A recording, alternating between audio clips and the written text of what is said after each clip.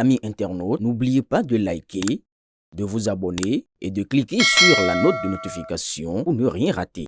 Nouvelle version du Conseil économique et social. Confusion artificielle autour du médiateur. Talon parti qui joue avec ses nerfs. Point d'interrogation.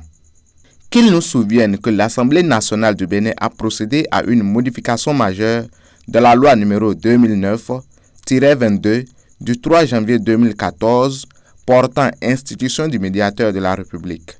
Cette loi, votée à l'unanimité des députés présents et représentés lors de la séance plénière du mercredi 24 juin 2026, fait désormais du premier vice-président du Conseil économique et social le médiateur de la République d'office. Cette évolution législative, issue d'une proposition de loi portée par les députés Akhenatonde et Hassan Seibou, est aujourd'hui mal interprétée par certains à leur profit pour nourrir leur ego surdimensionné, oubliant que le président Talon, mu par la méthode, la bonne organisation de la République et le devoir du bon sens, avait demandé que les choses soient remises à l'endroit en ramenant le médiateur de la République dans le giron du Conseil économique et social et dans les charges du premier vice-président. Certains s'amusent déjà à tripatouiller les fondamentaux.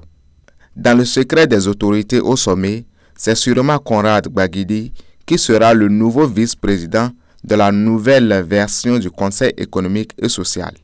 Et c'est justement à ce niveau que les esprits des modifications et manipulations ont commencé les interprétations.